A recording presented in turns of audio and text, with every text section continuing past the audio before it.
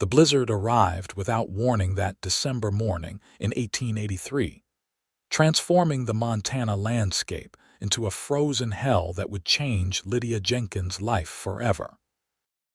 She had been riding alone from her family's struggling ranch toward the general store in Spokane, Washington Territory, where they had relocated just months before, hoping for better fortune than Montana had offered.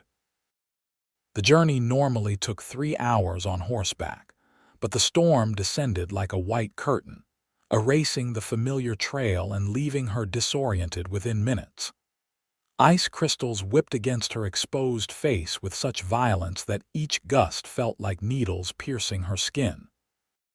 She pulled her scarf tighter, but the wind tore it away, sending it tumbling into the white void behind her. Her horse stumbled in a snowdrift, throwing Lydia hard against the frozen ground. Pain exploded through her shoulder, but worse was the realization that the animal had bolted, disappearing into the storm with her supplies and only means of quick escape. She struggled to her feet, the wind howling around her with such fury that she could barely hear her own thoughts. The temperature had dropped so drastically that her breath froze in her lungs, making each inhalation an agony. Lydia knew she had to find shelter or die. She stumbled forward, arms wrapped around herself, her face fully exposed now to the brutal assault of wind and ice. The cold burned worse than any fire she had ever touched, searing her cheeks and forehead until she felt the skin cracking beneath the relentless freeze. She pressed on, driven by pure survival instinct, no longer knowing if she walked toward safety or deeper into wilderness. Time lost meaning in the white chaos. Minutes or hours could have passed when her legs finally gave out. She collapsed in the snow, unable to feel her extremities, her face numb except for a deep, bone-aching pain that suggested the damage was severe.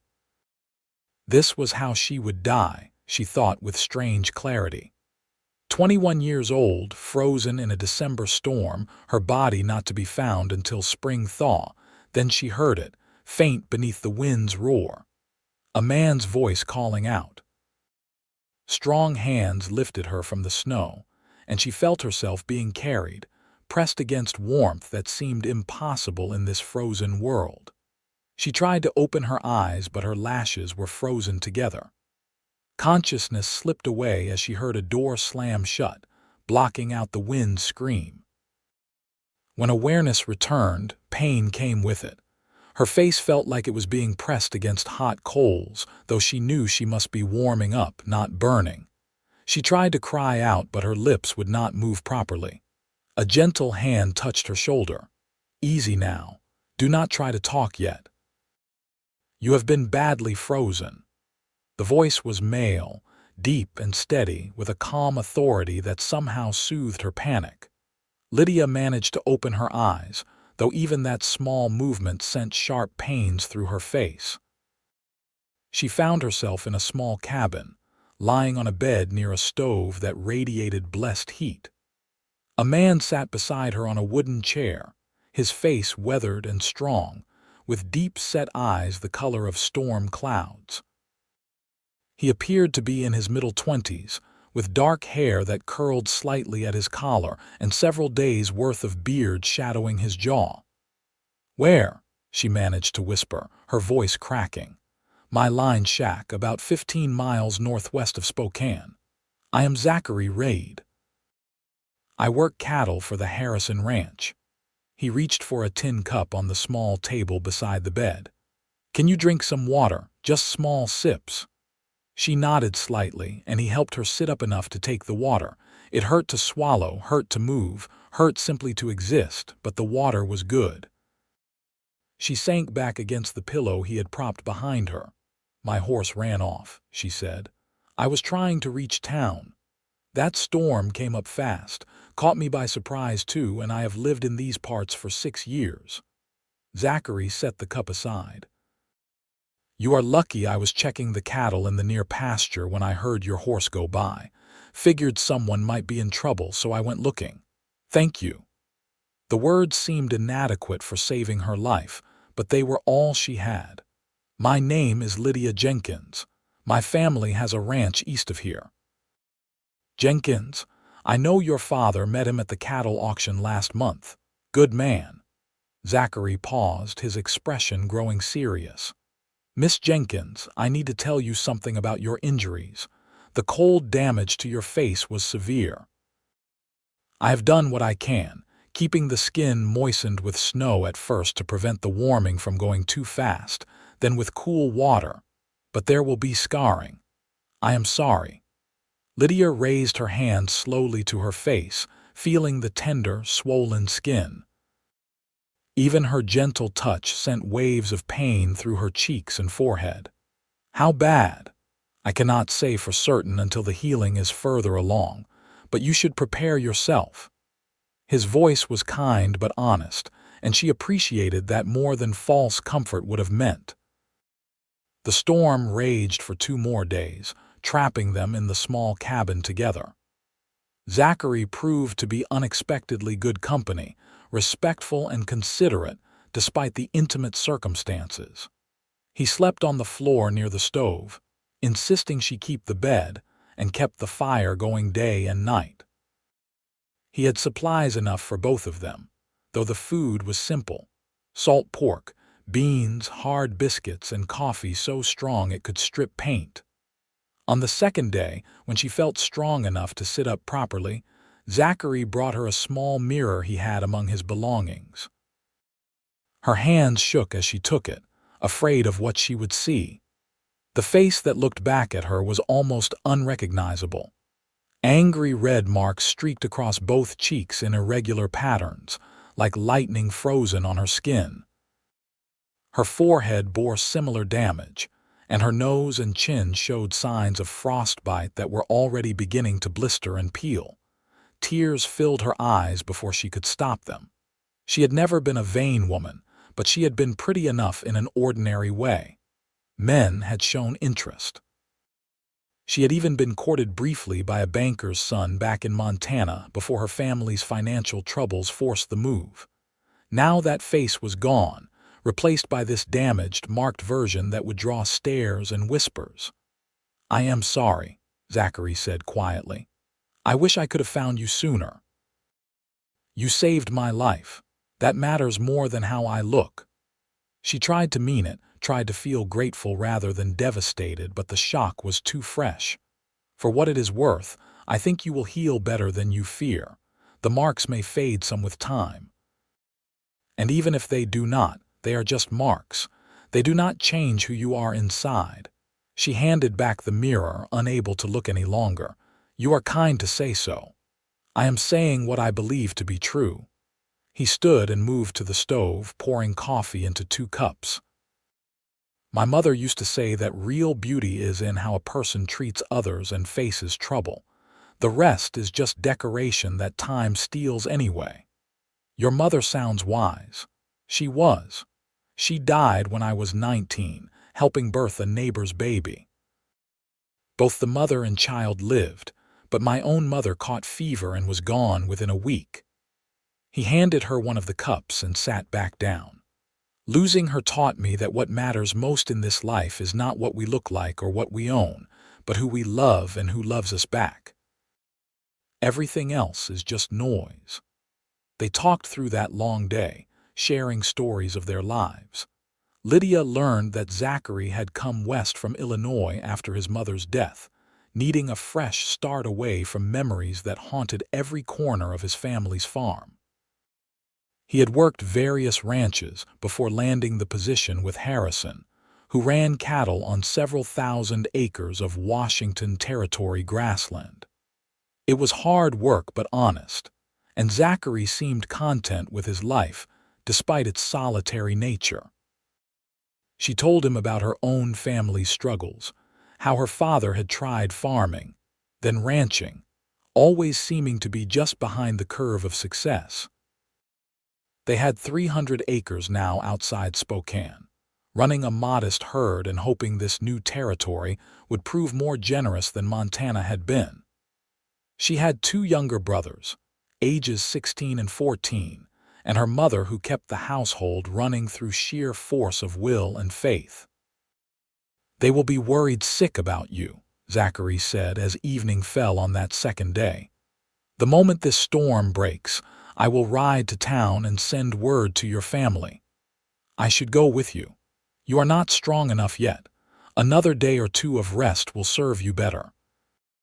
I will bring your family here to fetch you, or arrange for a wagon if the roads are passable." Lydia wanted to argue but knew he was right. Her body still felt weak and shaky, and her face throbbed with persistent pain despite the yarrow salve Zachary had applied to help with healing. She was not ready for a 15-mile ride in winter conditions. The storm finally broke on the third morning, leaving behind a world transformed into crystalline white. The sky emerged a brilliant blue, the sun glinting off snow so bright it hurt to look at directly. Zachary saddled his horse after breakfast, leaving Lydia with instructions to keep the fire going and rest. "I should be back by this evening with news from your family.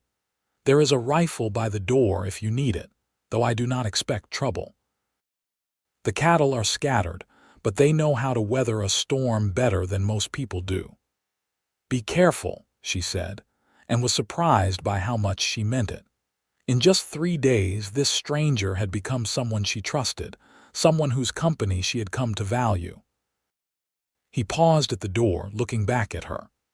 "I will, and Lydia, do not spend the day worrying about those scars. You are alive, and that is what matters most." After he left, the cabin felt emptier than its small size should have allowed.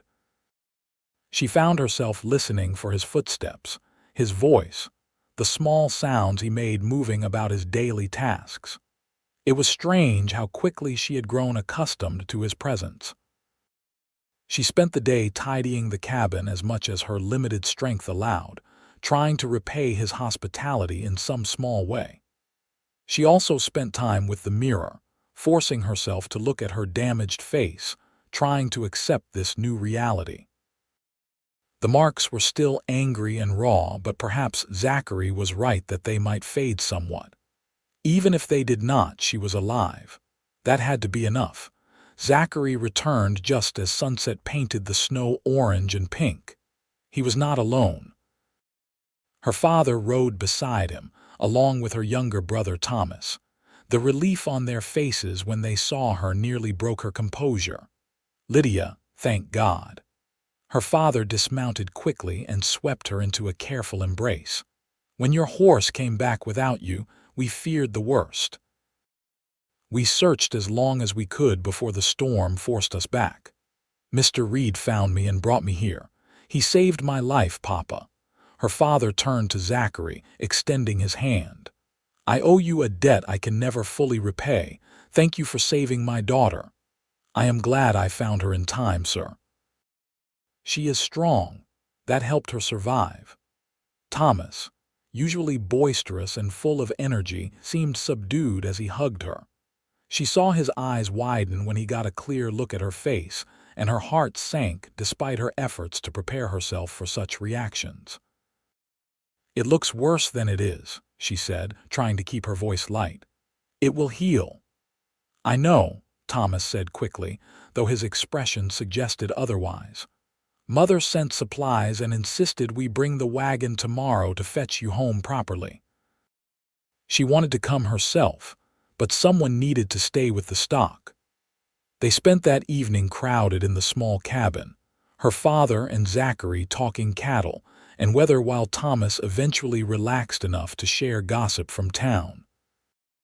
Through it all, Lydia found herself watching Zachary, noticing the way he listened carefully when others spoke, how his rare smiles transformed his serious face, the competence in his every movement.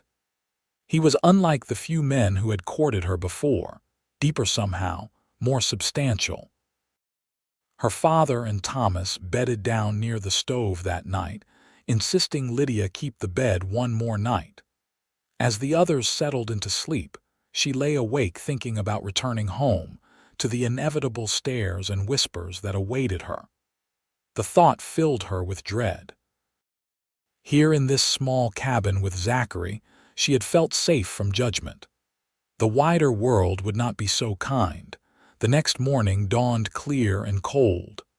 Thomas left early to fetch the wagon, planning to return by midday.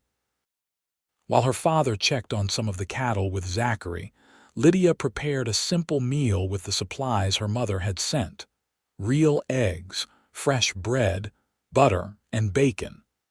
The smell of cooking filled the cabin with warmth and homeliness. When the men returned, stamping snow from their boots, Zachary stopped short at the sight of the meal laid out on his small table. "You did not have to do that. You have done so much for me. It is a small thing." She served them both, pleased to be able to contribute something after days of being cared for. They ate together, the conversation comfortable, and Lydia found herself reluctant for this time to end. At home, she would be the object of pity and concern. Here, she was simply herself, her damaged face acknowledged but not the focus of constant attention. Thomas arrived with the wagon around noon, and preparations began for departure. Lydia gathered the few things she had with her, which amounted to little since most had been lost with her horse. When everything was ready, she found herself standing before Zachary, struggling to find adequate words. "Thank you seems insufficient for what you have done. You gave me my life back. I did what anyone would have done." His gray eyes held her steadily. "I hope your healing goes well, Lydia. Remember what I said about those scars. They do not define you." "I will try to remember." She wanted to say more, to express the connection she felt they had formed over those storm-bound days, but her father and brother were waiting. She climbed into the wagon bed, where her mother had placed quilts and pillows to make the journey more comfortable. As they pulled away, she looked back to see Zachary standing in the doorway of his cabin, watching them go. Something in her chest tightened, a feeling she could not quite name but recognized as loss. The journey home took several hours over snow-packed roads. Her father tried to prepare her for what waited. "Your mother has been beside herself with worry.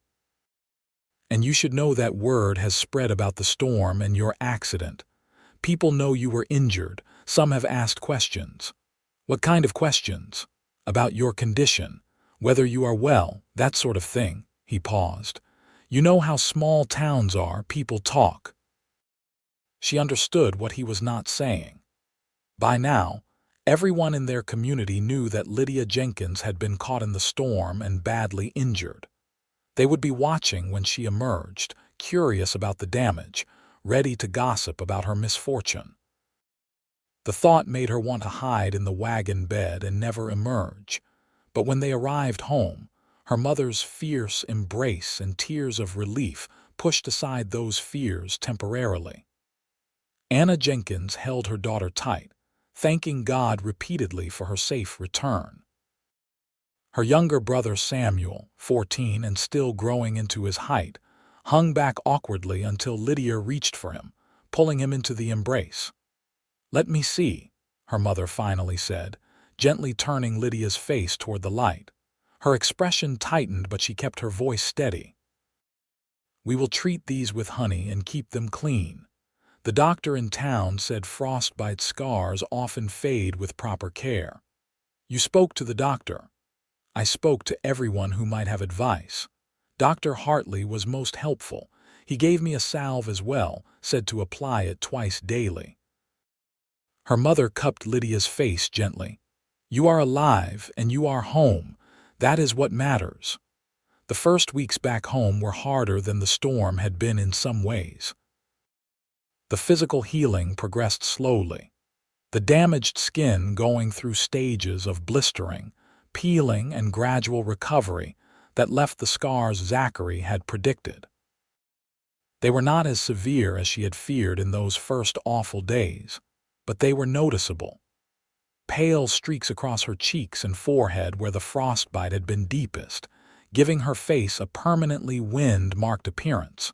Worse than the scars themselves was the reaction they provoked. The first time she accompanied her mother to town for supplies, the stares and whispers followed her through the general store. Some people looked away quickly, embarrassed to be caught staring. Others offered excessive sympathy that felt more like pity. A few children pointed before their parents shushed them. Martha Colton, the banker's wife and self-appointed social authority of Spokane, approached with her daughter Rebecca in tow. "Lydia, my dear, we heard about your terrible ordeal. What a tragedy for one so young." "I am recovering well, thank you, Mrs. Colton." Of course. Still, such a shame about the scarring. Rebecca was just saying how fortunate she is to have been safe at home during that dreadful storm. The woman's expression was sympathetic, but her eyes held a calculating gleam that suggested she was already composing the story she would tell at her next social gathering. Rebecca, who had once been friendly with Lydia, looked uncomfortable but said nothing to contradict her mother. The message was clear. Lydia's changed appearance had moved her to a different social category, one that invited pity rather than friendship. That first trip to town left Lydia shaken and reluctant to repeat the experience.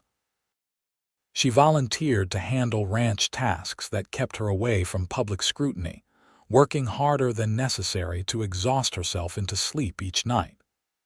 Her mother worried, but seemed to understand the need to retreat and heal emotionally as well as physically. 3 weeks after her return home, a rider arrived at the Jenkins ranch just after breakfast.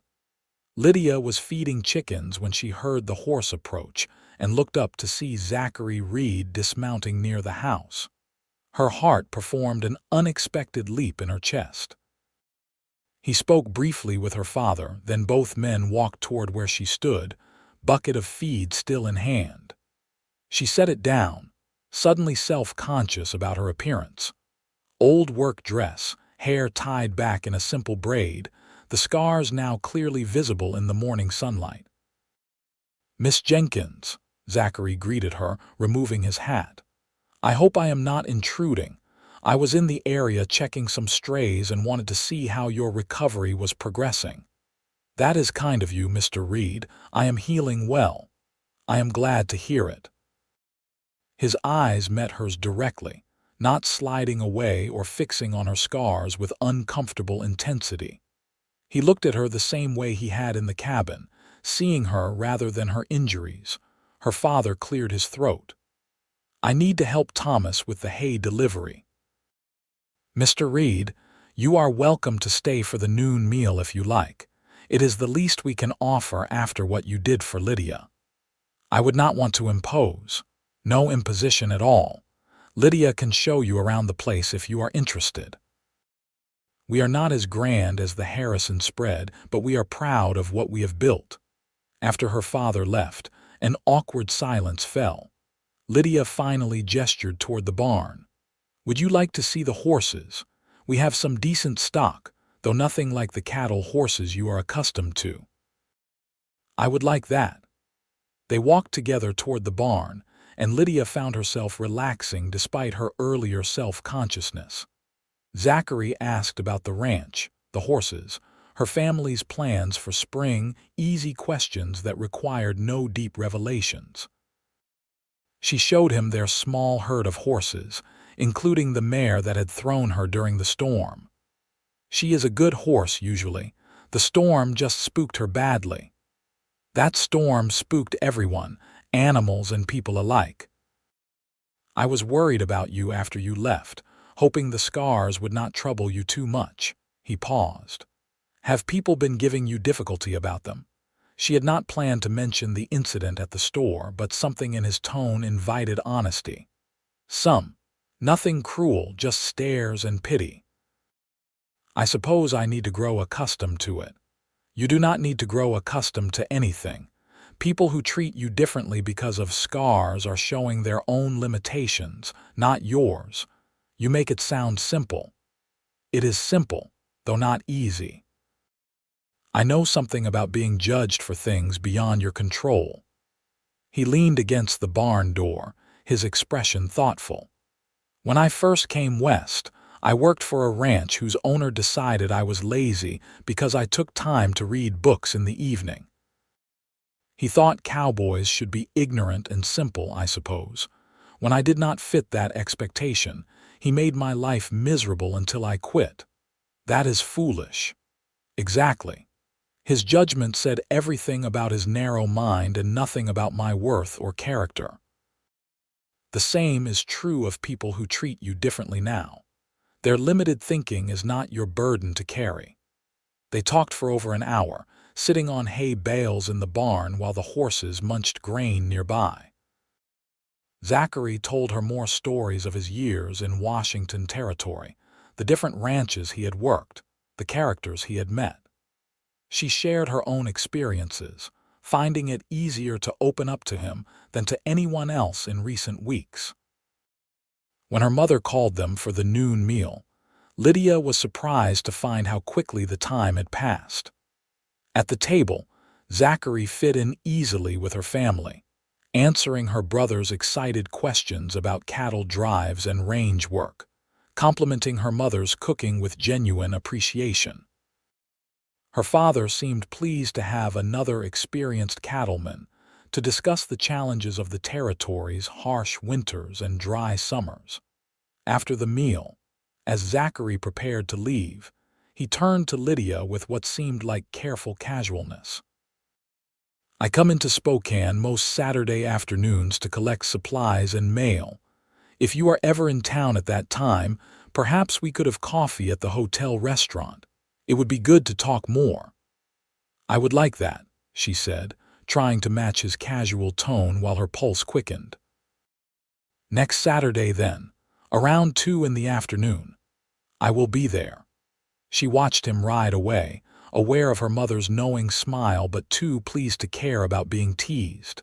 For the first time since the storm, she felt something other than dread about the future. Saturday came slowly. Lydia changed clothes 3 times before settling on her blue calico dress with the lace collar, a Christmas gift from the previous year that she had rarely worn. Her mother helped arrange her hair in a more elaborate style than she typically bothered with, sweeping it back from her face rather than hiding behind it. "The scars are not as noticeable as you think," her mother said as she worked. "And even if they were, Zachary Reed has already seen you at your worst and still asked to spend more time with you. That tells you what you need to know. Maybe he is just being kind.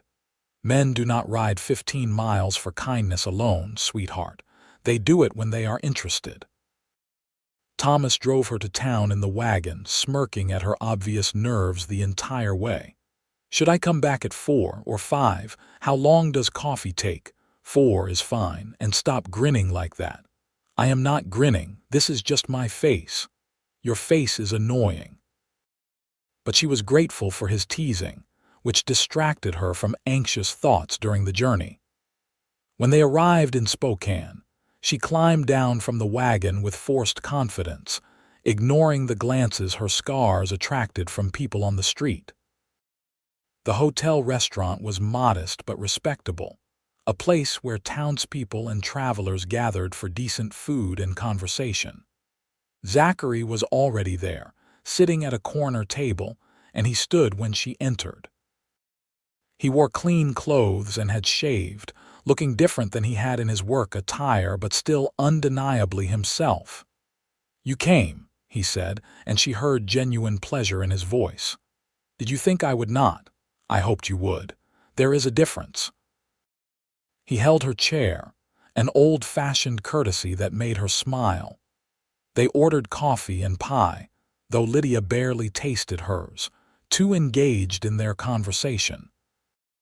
They talked about everything: books they had read, places they wanted to see someday, their beliefs about life and people and the changing times. Zachary had an educated mind despite limited formal schooling, with ideas about politics and society that he expressed thoughtfully. Lydia found herself arguing playfully about territorial governance and women's suffrage, enjoying the intellectual sparring as much as the agreement. "You are well informed for a ranch hand," she teased. "And you are well spoken for a woman," he shot back, then grinned. "See how ridiculous that sounds. Intelligence has nothing to do with occupation or gender. I like you, Zachary Reed. I like you too, Lydia Jenkins. Very much." The afternoon flew past until Thomas arrived with the wagon. As they said goodbye, Zachary asked if they could meet again the following Saturday and the Saturday after that. She agreed immediately, already looking forward to it. Those Saturday afternoons became the highlight of her weeks. Through late winter and into early spring, they met faithfully, sometimes at the hotel restaurant, sometimes walking along the river when weather permitted. With Zachary, Lydia felt truly seen in a way she had not experienced before. He did not ignore her scars or pretend they did not exist, but neither did he treat them as her defining characteristic. He saw her whole, scarred and alive, marked and beautiful, beautiful. He called her that one afternoon in April as they walked beside the Spokane River, watching the water run high with snowmelt. She had laughed at first, thinking he was being kind. "I am serious," he insisted. "You are beautiful to me, Lydia. The scars do not change that. Most people would disagree with you. Then most people are fools." He stopped walking and turned to face her directly. "Can I tell you what I see when I look at you? I see a woman who survived a storm that would have killed someone weaker. I see strength and intelligence and kindness. I see someone who talks to me about ideas that matter, who laughs at my terrible jokes, who treats her family with love and her work with dedication. That is beautiful. That is what attracts me." Tears pricked her eyes. "You make me want to believe you." "Then believe me." He reached out hesitantly, and when she did not pull away, he gently traced one of the scars across her cheek with his fingertip. The gesture was so tender, so accepting, that it broke through the walls she had built around her damaged self-image. "Every mark tells the story of your survival." "How could that be anything but beautiful?" She closed her eyes, feeling the tears spill over. Zachary pulled her into an embrace, letting her cry against his shoulder while the river rushed past, and spring birds called in the cottonwoods.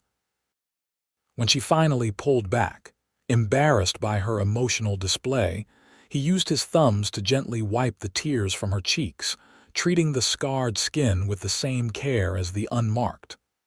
"I am falling in love with you," he said quietly. "I thought you should know." Her breath caught. "I am falling in love with you too. I have been trying not to in case you were just being kind."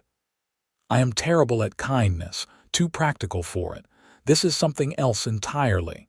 He smiled, the expression transforming his usually serious face. "So what do we do about it?" "I suppose we stop pretending Saturday afternoons are enough and find ways to see each other more often." "I like that plan." He kissed her then, softly at first, then with increasing passion as she responded. It was her first real kiss, and it felt like coming home to a place she had never been but always longed for. When they finally broke apart, both breathless, she saw her own wonder reflected in his eyes. "I should probably speak to your father," Zachary said. "Make my intentions clear and honorable." "My intentions are not particularly honorable right now," she admitted, making him laugh. "Mine either, but your father does not need to know that part." They walked back toward town holding hands, making plans. Zachary would speak to her father about courting her formally. They would continue their Saturday meetings but also find time during the week, perhaps when he came to buy cattle from the Jenkins herd for the Harrison Ranch. Eventually, if all went well, they would discuss marriage. "Eventually?" Lydia asked. "That seems vague." "I am a working cowboy with little saved. You deserve better than a hasty proposal before I can offer you real security." "I deserve you, and you deserve me. Everything else is just details we will work out together." He squeezed her hand. How did I get lucky enough to find you? You went looking in a blizzard. That takes dedication. When Thomas picked her up that afternoon, he took one look at her glowing face and groaned.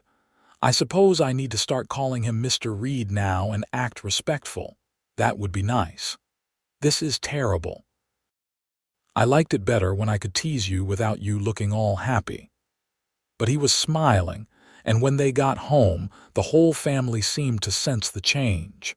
Her mother hugged her without asking questions, simply happy that Lydia seemed happy. Her father nodded approvingly when she mentioned that Zachary planned to visit soon to discuss courting formally. Zachary came the following Sunday, dressed in his best clothes, to speak with her father privately. Lydia tried not to pace while they talked in her father's study, but her mother finally took pity and distracted her with bread making. An hour later, the men emerged, both looking satisfied. Zachary has my blessing to court you, her father announced. He is a good man with solid prospects. More importantly, he clearly cares for you deeply and sees you for who you truly are. The courting period that followed was both wonderful and frustrating. Wonderful because Lydia felt truly cherished for the first time in her life. Zachary was attentive without being possessive, romantic without being impractical. He brought her wildflowers from the range, books he thought she would enjoy, his honest thoughts and feelings. They talked about their future together, making plans for the life they would build. Frustrating because the conventions of courtship required patience when they both wanted to rush ahead. They stole kisses when they could, but propriety demanded restraint. Zachary remained at the Harrison Ranch, 15 miles from the Jenkins place, making frequent visits difficult during the busy spring season. In June, everything changed. James Harrison, Zachary's employer, suffered a stroke that left him partially paralyzed and unable to manage his ranch. His son, Edmund, took over operations, and his first decision was to cut costs by reducing the crew. Zachary, despite being one of the best hands, was let go because he lacked seniority. The news hit hard. Zachary arrived at the Jenkins ranch on a Thursday afternoon, his possessions packed on his horse, his face showing the strain of sudden unemployment. Lydia's father invited him in, and they talked for hours while Lydia pretended to work on mending but listened to every word. I have some money saved, Zachary was saying, enough to last a few months if I am careful. I will find other work. There are ranches further east toward Spokane Falls that might need hands. Or you could work here, her father said. We cannot pay much, but we can offer room and board plus a small wage. We need help, especially with spring branding and fence repair. If you are agreeable, you could stay in the bunkhouse we built for seasonal workers. Zachary looked stunned. Martin, I cannot take advantage of your generosity just because I am courting your daughter. You would not be. I need the help and you need work. Those are practical considerations. The fact that it also means my daughter will be happier having you nearby is just a fortunate circumstance. Her father's smile was knowing. Besides, I have watched you with cattle. You know your business. I would be getting a good worker. Then I accept gratefully. Thank you. Lydia tried to contain her joy but failed completely, abandoning all pretense of mending to throw her arms around Zachary right there in front of her father. He caught her, laughing, and her father diplomatically found somewhere else to be. You are staying, she said against his shoulder. I am staying, right here close to you. He pulled back to look at her face, his expression tender. I wanted to wait longer before proposing, wanted to have more saved, but life keeps pushing us forward. Lydia Jenkins, would you consider marrying me? I cannot offer you wealth or an easy life, but I can promise you all my love and dedication for whatever years we are given. Yes, she said without hesitation. Yes, absolutely yes. He kissed her then, deep and passionate, a promise of the life they would share. When they finally broke apart, her mother was standing in the doorway, crying happy tears. "I suppose we should start planning a wedding," Anna Jenkins said. "How does August sound? That gives us time to do things properly." "August sounds perfect," Lydia agreed, unable to stop smiling. The next months passed in a blur of activity. Zachary settled into work at the Jenkins ranch, proving himself invaluable as her father had predicted.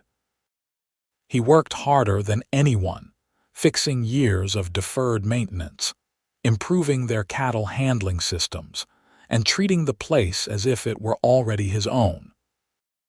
The brothers, Samuel and Thomas, initially skeptical of having their sister's suitor around constantly, came to respect and like Zachary genuinely. Meanwhile, Lydia and her mother planned the wedding. It would be simple, held at the small church in Spokane with a reception at the ranch afterward. They could not afford extravagance, but Lydia did not want it anyway. She wanted Zachary, their families, and a few close friends to witness their commitment. Everything else was unnecessary decoration. The only shadow over their happiness came from the town's reaction. When word spread that Lydia Jenkins, scarred and damaged, had caught the attention of the capable and relatively handsome Zachary Reed, gossip turned cruel. Lydia heard through her mother's friends that women were saying Zachary must be desperate, or perhaps simple, to want someone so marked. Others suggested he was marrying her for the ranch, as if her father's modest spread were some great prize worth scheming for. The talk hurt, though Lydia tried not to show it. Zachary, when he heard some of the gossip, was furious. He wanted to confront the gossips directly, but Lydia stopped him. "Let them talk. We know the truth, and that is what matters. It is not right that people judge you so harshly. You deserve better." "I have better. I have you." She took his hand. "Their opinions cannot touch what we have unless we let them, so we will not let them." But Zachary was not satisfied with simply ignoring the gossip. The next Sunday, he insisted they attend church together, something they had avoided during the courtship to minimize public scrutiny. Lydia felt every eye on them as they walked down the aisle to sit with her family, felt the weight of judgment and speculation. Zachary held her hand openly, his message clear to everyone watching. After the service, when Martha Colton approached with her usual false sympathy, Zachary intervened before the woman could speak. "Mrs. Colton, you should know that I consider myself the luckiest man in Washington Territory to have won Lydia's agreement to marry me. She is intelligent, kind, hardworking, and beautiful. I count the days until I can call her my wife." Martha's eyes widened. "Of course, Mr. Reed. No one suggested otherwise. Good. Because if I hear that anyone has been cruel or unkind to my future wife, I will be very displeased." Lydia survived a storm that would have killed most people. Her scars are marks of courage, not shame. Anyone who thinks differently is welcome to discuss the matter with me directly. The message was delivered politely, but with unmistakable steel underneath. Martha and the other women nearby suddenly found reasons to be elsewhere. Her father looked proud, her mother pleased, and Lydia felt simultaneously embarrassed and deeply touched by Zachary's public defense. "You did not have to do that," she said as they walked to the wagon. "Yes, I did. No one talks about you that way, not while I can prevent it." His jaw was set stubbornly. "I will not have our life together shadowed by small-minded gossip." The incident seemed to quiet some of the cruelest talk, or at least drive it underground where they did not have to hear it directly. More importantly, it demonstrated to Lydia yet again that Zachary truly did not care about her scars except as evidence of her strength. He defended her not out of pity, but out of genuine love and respect. As summer progressed and their wedding day approached, Lydia found herself increasingly impatient with waiting. She wanted to be married, to start their life together properly, to no longer have to say goodnight at the bunkhouse door when every part of her wanted to stay. The physical desire she felt for Zachary sometimes overwhelmed her, especially when they stole moments alone, and his kisses left her breathless and wanting more. "August cannot come soon enough," she confessed one evening as they sat together on the porch after dinner, carefully chaperoned by her mother's presence in the nearby kitchen. "I agree completely." His hand tightened on hers. "I am trying to be proper and patient, but it gets more difficult every day. We could just go to the preacher tomorrow and be done with it. Your mother would never forgive us. She has been looking forward to planning this wedding." He smiled. "Besides, August is only 3 weeks away now. We have waited this long. We can wait a little longer." Those 3 weeks crawled past with agonizing slowness. The dress was finished, simple but pretty, made from cream-colored fabric her mother had been saving for years. The church was reserved, the preacher prepared, the food for the reception organized. Friends and neighbors were invited, including some of Zachary's former colleagues from the Harrison Ranch who promised to attend. 2 days before the wedding, Lydia woke feeling sick with nerves. Her mother found her vomiting in the outhouse and immediately assumed it was wedding anxiety. But when the sickness continued through the morning, accompanied by dizziness and unusual fatigue, Anna Jenkins began to suspect something else. "Lydia, I need you to be honest with me. Have you and Zachary been intimate?" "No, Mama, we have been proper. Well, mostly proper." Lydia felt her face heat. "We have kissed, sometimes quite passionately, but nothing more, I swear it." Her mother looked relieved but still concerned.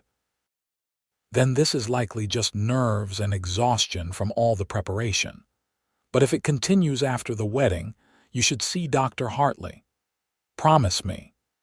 The sickness faded by afternoon, and Lydia attributed it to her mother's diagnosis of wedding nerves mixed with too little sleep. She spent the next day in final preparations, too busy to worry about her health. The wedding day arrived clear and warm, perfect August weather. Lydia woke early, her stomach steady for the first time in days, filled with excitement rather than nerves. Today she would marry Zachary. Today their life together would truly begin. Her mother helped her dress, arranging her hair in an elaborate style woven with wildflowers that Zachary had picked the previous day. The scars were visible, as always, but Lydia no longer saw them as the defining feature of her face. She saw a woman who had survived, who had found love, who was about to marry the man who saw her truly. The church was full when she arrived with her father. Friends and neighbors filled the pews, their expressions mostly friendly, though she caught a few skeptical looks. She ignored them, her eyes finding Zachary at the front of the church. He wore his best suit, dark and slightly too formal for his weathered frame, but his eyes held such love and wonder when he saw her that she felt beautiful regardless of any scars. The ceremony was simple and brief, the preacher's words about love and commitment washing over her in a blur.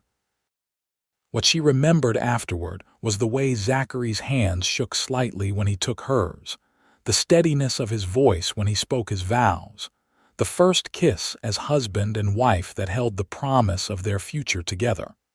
The reception at the ranch was lively and warm. Her mother had outdone herself with the food, and neighbors contributed dishes until the tables groaned under the weight. Music and dancing filled the afternoon, and Lydia found herself passed from partner to partner as tradition demanded, though her eyes kept finding Zachary across the crowd. As evening approached and guests began to depart, Martha Colton approached the new couple. Lydia tensed, expecting some backhanded comment, but the older woman surprised her. "I wanted to apologize," Martha said stiffly. "I was unkind about your scars and your engagement. I let my own foolish ideas about appearance cloud my judgment. You have found a good man, and clearly he has found a good woman. I wish you both happiness." It was not eloquent, and it came months too late, but it was genuine. Lydia accepted it graciously, letting go of the resentment she had been carrying. Martha's opinions no longer had power over her happiness. As the last guests left and her family diplomatically made themselves scarce, Zachary took Lydia's hand and led her to the small house her father had helped them prepare over the past weeks.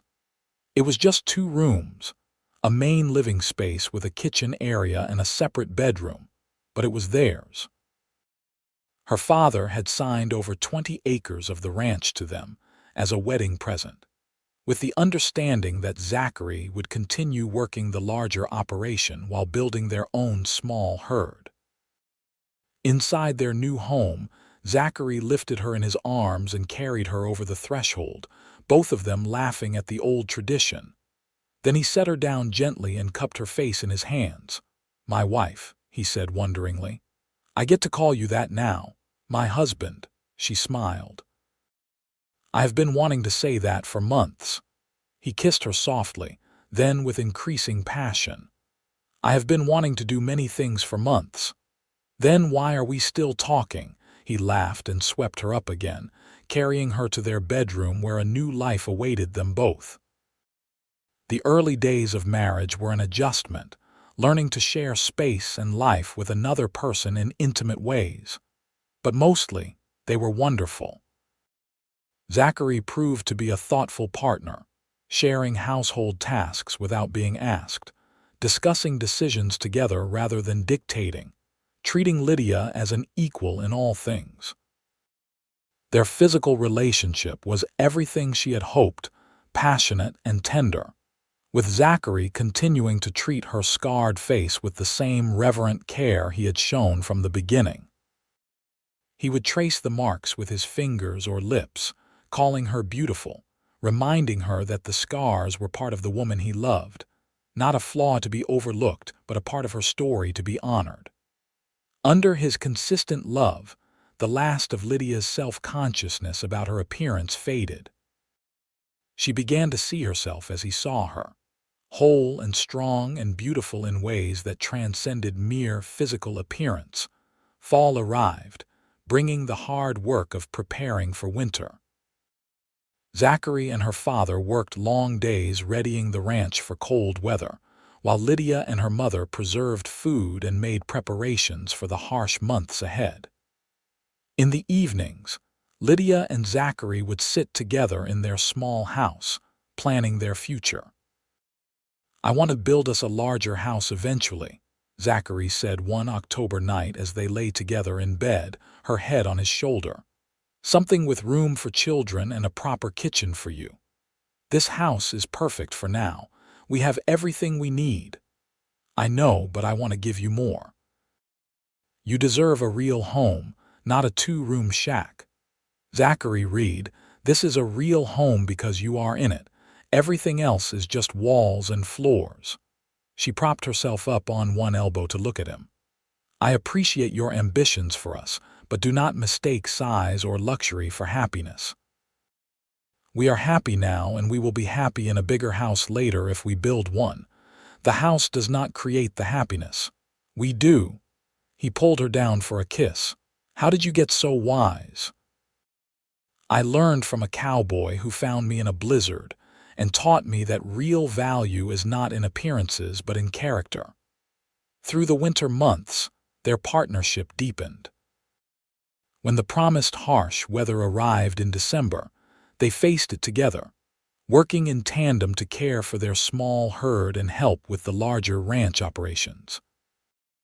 Lydia proved herself capable of ranch work that many women avoided, riding out in cold weather to check cattle, helping with difficult births, and handling the physical demands without complaint. "You are full of surprises," Zachary told her one evening after she had helped him deliver a calf in near-freezing temperatures.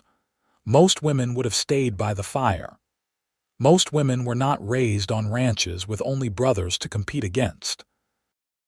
I learned early that I was just as capable as any boy, and my father encouraged me rather than limiting me. Remind me to thank him for that. It was in late January, as they celebrated their half-year anniversary, that Lydia's monthly courses failed to arrive. She waited a week before mentioning it to her mother, remembering the sickness before her wedding and wondering if this was what she hoped. Anna Jenkins immediately took her to see Dr. Hartley, who examined her and confirmed what she suspected. Lydia was pregnant, probably about 3 months along, with the baby due in late June or early July. The news filled her with joy and trepidation in equal measure. She was going to be a mother. She and Zachary were going to have a baby. But she was also terrified of childbirth, of the risks and pain that every woman faced. Her own mother had lost 2 babies between Samuel and Thomas, and everyone knew women who had died bringing children into the world. Zachary's reaction when she told him that evening was pure delight. He lifted her off her feet and spun her around, laughing, then immediately set her down carefully as if she might break. "A baby, we are having a baby." His eyes were bright with unshed tears. "Lydia, this is the best news you could have given me. You are happy, truly." "I know we have not been married long and money is still tight. I am beyond happy. This is everything I wanted, everything I dreamed of when I dared to dream at all." He placed his hand gently on her still flat stomach. "Our child, made from our love, how could I be anything but overjoyed?" His certainty eased some of her fears. They told her family the next day, and the celebration was immediate and heartfelt. Even her brothers seemed excited at the prospect of becoming uncles, though Thomas made jokes about sleepless nights and crying babies that earned him a swat from their mother.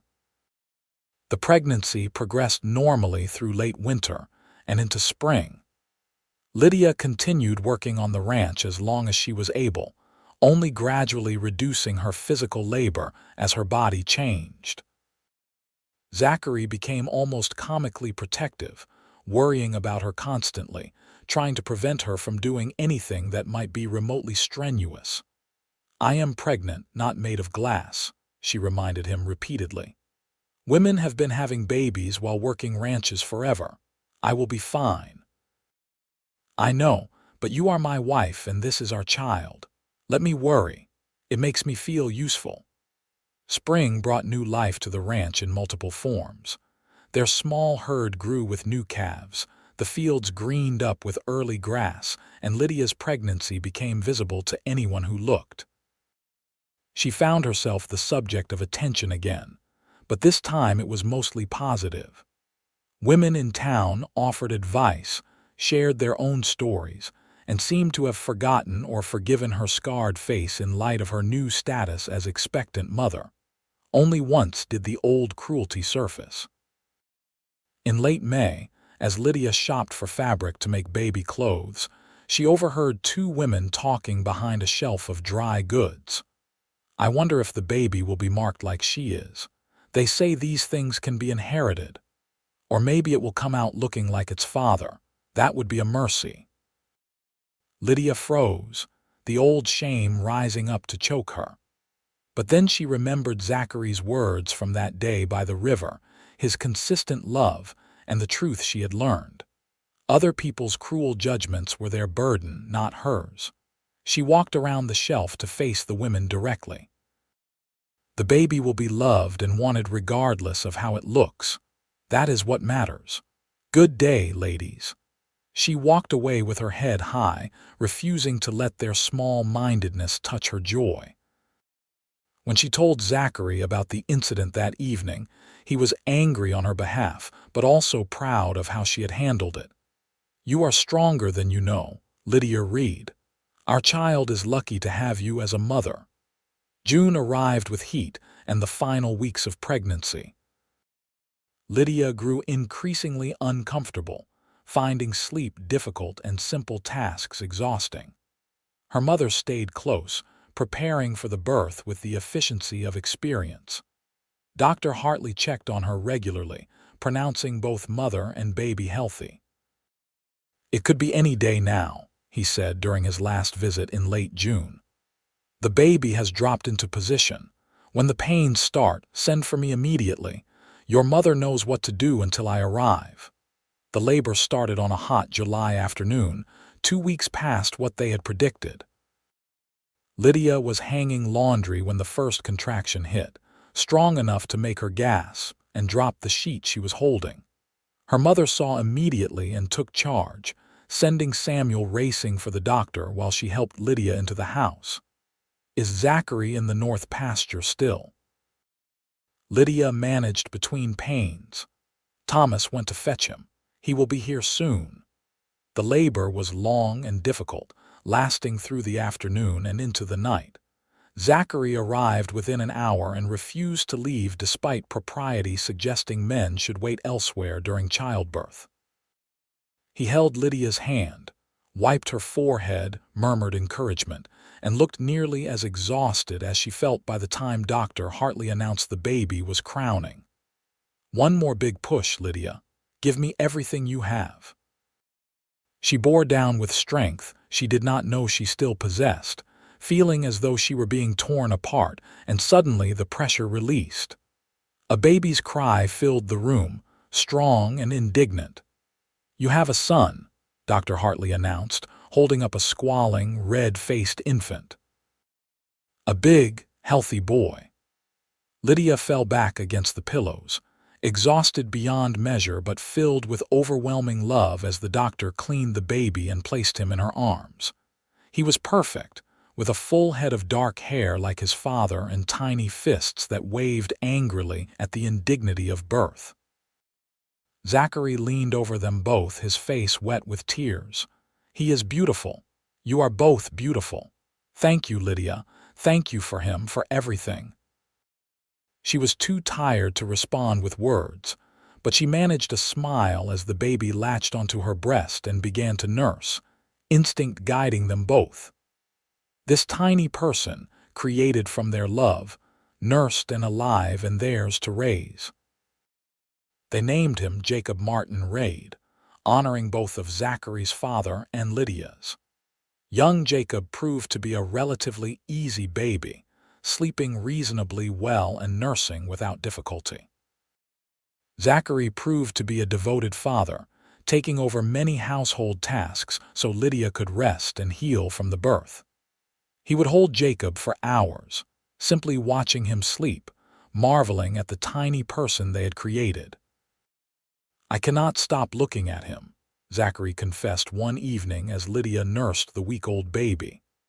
"I keep thinking about how close I came to never having this. If I had not gone looking in that storm, if I had not found you, none of this would exist. Fate or chance or providence brought us together. I prefer to think it was meant to be. However it happened, I am grateful every day." The summer passed in a blur of sleepless nights and joyful days as they adjusted to parenthood. By fall, they had found a rhythm, sharing the work of the ranch and the baby between them. Jacob thrived, growing chubby and alert, starting to smile at his parents' faces, clearly recognizing them. On a cool September afternoon, as Lydia sat on the porch with Jacob asleep in her arms and Zachary beside her, she reflected on the journey that had brought them here. Less than 2 years ago, she had been caught in a blizzard that seemed to destroy her future. Instead, it had led her to this: a husband who loved her completely, a son who was the light of their lives, and a deeper understanding of what truly mattered. "What are you thinking?" Zachary asked, noticing her thoughtful expression. "I am thinking about that storm and how I thought it had ruined everything, how I believed the scars made me unlovable or less than I had been before. And now I understand that the storm did not ruin me, it revealed me. Stripped away the superficial things I thought mattered and showed me what was real underneath. The scars are part of that truth, part of my story." She turned to look at him. "You saw that truth from the beginning. You looked at my damaged face and saw me, not the damage. That changed everything." Zachary leaned over and kissed her gently. "The scars were never damage to me. They were proof of your strength, your survival. They made you more beautiful, not less, because they showed me who you truly were." He traced one of the marks on her cheek, as he had done countless times, and she saw the truth of his words reflected in his eyes. To him, she was beautiful, scars and all. More than that, she had come to see herself as beautiful because his love had taught her that beauty was not about an unmarked face or perfect features. It was about courage, character, love, and the strength to survive storms, both literal and figurative. The years that followed brought both challenges and joys. The ranch prospered slowly under Zachary's knowledgeable management and Lydia's hard work. They built the larger house he had promised, taking 2 years to complete it room by room as money allowed. It was never grand, but it was solid and comfortable, with space for their growing family. Jacob gained a brother when Lydia gave birth to Samuel Thomas Reed in the spring of 1886. The labor was shorter and easier the second time, though Zachary still refused to leave her side, holding her hand through every contraction. Samuel was quieter than Jacob had been, more contemplative even as an infant, with his mother's brown eyes and serious expression. A daughter joined them in 1888, arriving in autumn with a lusty cry that suggested she would not be ignored. They named her Anna Rose, honoring both grandmothers, and she proved to be as spirited and determined as her name suggested. From the beginning, Anna Rose demanded attention and affection in equal measure, wrapping everyone around her tiny fingers. Through it all, Zachary continued to treat Lydia's scars with the same reverence he had shown from the beginning. He would kiss each mark, calling her beautiful, teaching their children by example that true beauty had nothing to do with an unblemished face. The children grew up understanding that their mother's scars were part of her story, something to be proud of rather than hidden or ashamed of. "Mama survived a terrible storm," Jacob explained seriously to his younger siblings when they were old enough to ask about the marks on her face. "She was brave and strong, and Papa found her and saved her. The scars prove how brave she was." The town's attitude toward Lydia also shifted over the years. As she proved herself to be a devoted mother, capable rancher, and valued community member, the cruel gossip faded to distant memory. Some of the same women who had once whispered about her scars now sought her advice on everything from difficult pregnancies to managing ranch accounts. Martha Colton became an unlikely friend, her earlier apology developing into genuine respect and eventually affection. "I was a fool about you," Martha admitted one afternoon when she visited to see the new baby. "I judged you based on appearance and ignorance. You have taught me to look deeper, to value character over surface beauty. My daughters are better women for knowing you." It was as close to a full apology as the proud woman could offer, and Lydia accepted it gratefully. Forgiveness came easier when life was full and happy, when old wounds had healed into stories rather than remaining raw and painful. Zachary's dedication to the ranch and his reputation for honest dealing led to opportunities they had not anticipated.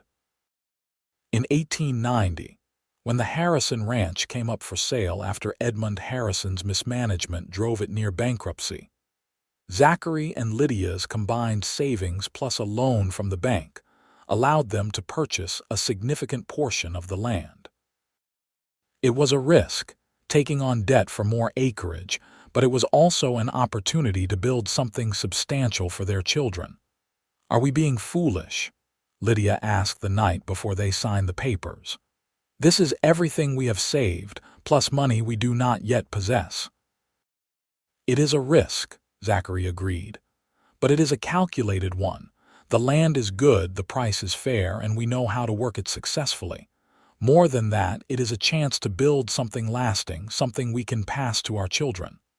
Then we take the risk together. They took the risk, and through hard work and some good fortune with weather and cattle prices, they made it pay. The expanded Reed Ranch prospered over the following years, never making them wealthy but providing solid security and a good life for their growing family. They hired help during busy seasons, including several young men who reminded Zachary of himself when he first came west, alone and looking for an honest chance. "We were given help when we needed it most," he explained to Lydia when she questioned taking on an additional hand they could barely afford. "Now we can offer the same to someone else." It was typical of Zachary's character, the generosity that had first shown itself when he went searching in a blizzard for someone he did not even know. That same quality made him a respected member of the community, someone people turned to for advice or help when trouble came. The children grew, each developing their own personality and interests.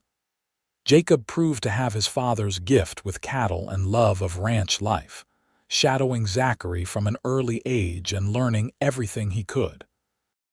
Samuel was more bookish, showing academic ability that suggested he might pursue education beyond the basic schooling available locally. Anna Rose combined her mother's determination with her father's practical skills, equally comfortable helping with calving or managing household accounts. A fourth child arrived in 1892, another boy they named William after Zachary's brother who had died young back in Illinois.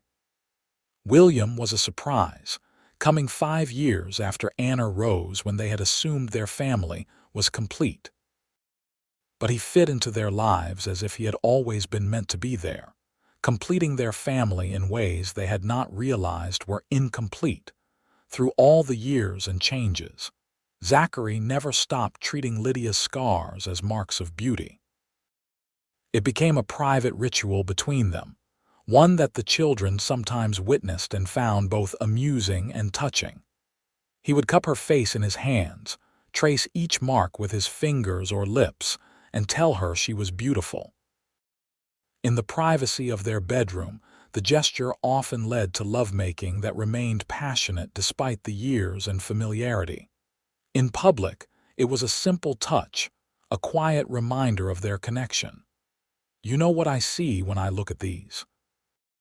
he asked one evening as they sat together on the porch of their expanded house, watching their children play in the yard. He touched the scars on her cheek gently. "What do you see?" "I see the moment my life truly began. Before I found you in that storm, I was just existing, moving from one day to the next without real purpose or connection.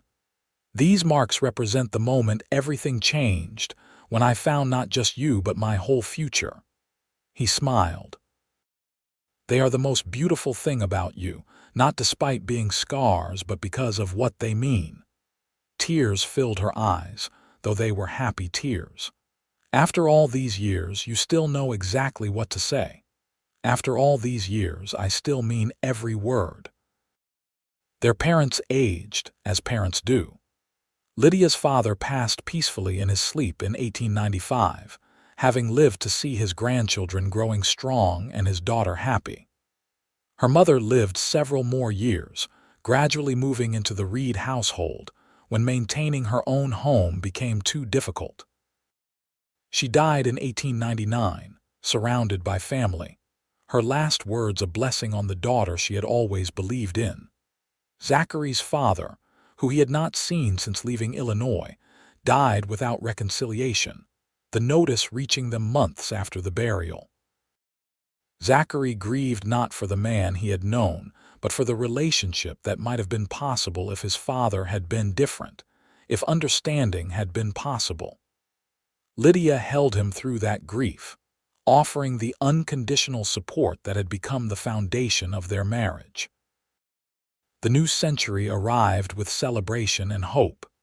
The Reed Ranch was well established by then, their children mostly grown. Jacob, at 18, was preparing to take over more of the ranch operations. Samuel had won a scholarship to the University of Washington, his academic promise recognized and supported. Anna Rose, at 14, was beginning to draw attention from local boys, much to her father's dismay and her mother's amusement. William, at 8, was still young enough to be simply enjoying childhood. "We have built a good life," Lydia said to Zachary as they celebrated the turn of the century with their family and friends. "Look at all this. Our children, our ranch, our community." It all started with a storm and a cowboy brave enough to go searching in it, and a woman strong enough to survive it. He pulled her close, not caring who might see the affectionate gesture. "Everything good in my life traces back to finding you that day. Everything good in my life came from being found." They kissed, and around them, their children groaned good-naturedly at the display while their friends smiled. It was a familiar scene, the Reeds being affectionate in public, still obviously in love after nearly 2 decades of marriage. They had become an example in the community of what marriage could be: partnership, passion, mutual respect, and enduring love. The years continued their forward march. Samuel graduated from university and became a teacher, returning to Spokane to educate the next generation. He married a fellow teacher, a quiet woman named Elizabeth who shared his love of books and learning. They gave Lydia and Zachary their first grandchild in 1904, a girl named Lydia in honor of her grandmother. Jacob married his childhood sweetheart, the daughter of a neighboring rancher, and they built a house on the Reed land, expanding the family operation. Their children came quickly, 3 boys who showed every sign of continuing the ranching tradition into yet another generation. Anna Rose shocked everyone by announcing her intention to become a doctor.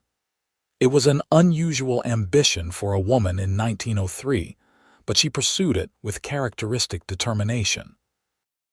Zachary and Lydia supported her fully, even when others in the community questioned the wisdom of educating a daughter so extensively. "She has the mind and the will for it," Lydia argued when faced with criticism. "Why should she be limited by her gender when she has the capability?" Anna Rose proved them right, gaining admission to medical school and eventually becoming one of the few female doctors in the Pacific Northwest. She specialized in treating women and children, her practice becoming renowned for its compassion and competence. William, the youngest, proved to have artistic talent, drawing and painting the landscape and people around him with remarkable skill. He eventually made his way to San Francisco, where his work found appreciation in galleries and among collectors. He remained close to his family despite the distance, returning each summer to paint the ranch and mountains he had grown up loving. Through all these years and changes, Zachary and Lydia remained each other's center. They aged together gracefully, their hair graying, their bodies showing the wear of hard-working lives, but their love only deepening. The passion that had drawn them together evolved into something even more profound: complete partnership, absolute trust, and the kind of deep affection that comes from truly knowing another person and choosing them every day. In 1908, on their 25th wedding anniversary, their children conspired to throw them a celebration. The whole community turned out, testament to the respect and affection the Reeds had earned over the years. Speeches were made, toasts offered, and stories shared about the couple who had built such a strong legacy. At one point, Martha Colton, now an old woman but still sharp-tongued, stood to speak. "When Lydia Jenkins first came to our town with those scars on her face, I will confess I judged her harshly. I thought she was diminished by her injuries, less than she had been. I was wrong about everything. Those scars were the making of her, and more importantly, they brought her to Zachary Reed. And together they have shown us all what real beauty, real partnership, and real love look like. I am honored to call them friends and ashamed it took me so long to recognize what Zachary saw from the first day. That Lydia's scars made her more beautiful, not less, because they revealed the strength and courage underneath. To Zachary and Lydia Reed, 25 years married and still teaching us how it is done. The crowd raised their glasses, and Lydia, tears streaming down her scarred cheeks, looked at Zachary beside her. He took her hand and raised it to his lips, kissing each finger, then leaned forward to trace the familiar marks on her face with gentle fingers. "Beautiful," he said, loud enough for everyone nearby to hear. 25 years, and you are more beautiful to me every day. And you are more dear to me with each passing year, she replied. My life began the day you found me in that storm. Our lives began together that day. We were both lost until we found each other. They kissed, and the room erupted in applause and cheers. Their children surrounded them, grandchildren underfoot, friends and community members pressing close with congratulations and good wishes. It was everything a 25th anniversary should be. Joyful, loving, and full of appreciation for a life well lived together. The years after that celebration were gentler. Zachary and Lydia gradually turned over most ranch operations to Jacob and his growing sons, though neither could quite retire completely. They remained active in the community, attending church, helping neighbors, enjoying their expanding family of grandchildren. They traveled some, visiting Samuel's family, seeing Anna Rose in Seattle where she had established her practice, and spending time with William in San Francisco. But they always returned to the ranch, to the land they had built their life on, to the house that held all their memories. Sitting on their porch in the evenings, watching the sun set over the mountains, they would hold hands and talk about the journey that had brought them there. Do you ever wonder what your life would have been like if that storm had never happened? Zachary asked one evening in 1912. They were both in their 50s now, older but still active, still very much in love. Sometimes, Lydia admitted. I suppose I would have married someone eventually, probably someone local and suitable. I would have had a different life, maybe easier in some ways. Do you wish for that easier life? Not for a moment. That storm brought me you, and you brought me everything that matters. I would endure that blizzard and worse 1,000 times over to have this life, this love, these children and grandchildren. The scars were a small price to pay for everything I gained. I look at those scars and see the moment my real life began, Zachary said, as he had said countless times over the years. They are beautiful to me because they are part of you, part of our story. He leaned over and kissed each mark, the gesture as tender and reverent as it had been that first time by the river when he had told her she was beautiful and begun teaching her to believe it. She turned into his embrace, grateful for the 1,000th time that fate or providence or pure luck had sent this man searching in a blizzard, that he had seen past her damaged face to the woman underneath, and that his love had taught her to see herself the same way. I love you, Zachary Reed. More than words can express. And I love you, Lydia Reed, my beautiful, scarred, perfect wife, today and always. They sat together as darkness fell, two people who had found each other in a storm and built a life of love, partnership, and family that had become their legacy. The scars that had once seemed like tragedy had become part of a love story, proof that real beauty lies not in an unmarked surface but in courage, survival, and the capacity to love and be loved completely. Behind them, in the house they had built together, their children and grandchildren laughed and talked, carrying forward the values and love they had been taught.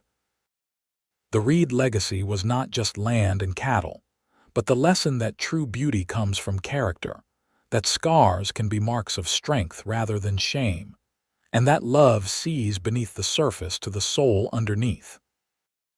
As Lydia and Zachary sat together in the gathering darkness, her head resting on his shoulder and his arm around her waist, both felt the deep satisfaction of a life well lived and a love that had endured through every challenge. The storm that had marked her face had also brought her to him, and in finding each other, they had found everything worth having.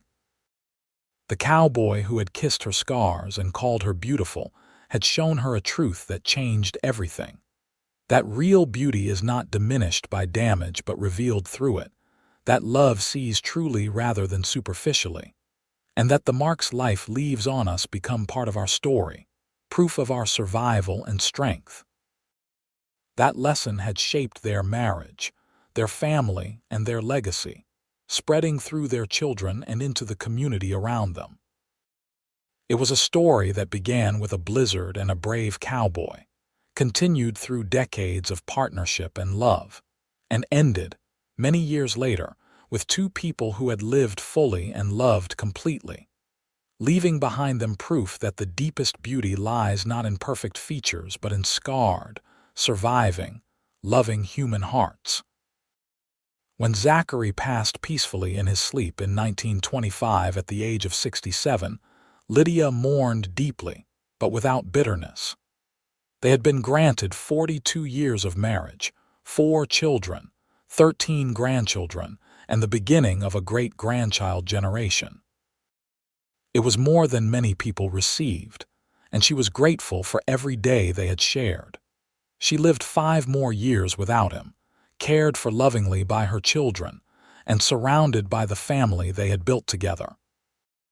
In her final days, as she lay in the bed she had shared with Zachary for so many years, her children gathered around her. Anna Rose, now a respected doctor, held her hand while Jacob sat on the bed's other side. Samuel and William flanked them, with grandchildren and great-grandchildren filling the room. "Tell us the story again, Mama," Anna Rose asked. "About the storm and how Papa found you." So Lydia, her voice weak but steady, told the story one final time. She spoke of the blizzard, the freezing cold, her certainty that she would die. She described Zachary finding her, saving her, caring for her, and most importantly, looking at her scarred face and seeing beauty rather than damage. "He kissed each mark," she said, raising her hand to trace the scars that had faded but never disappeared, and called me beautiful. "He taught me that real beauty is not about an unmarked face, but about courage and character and love.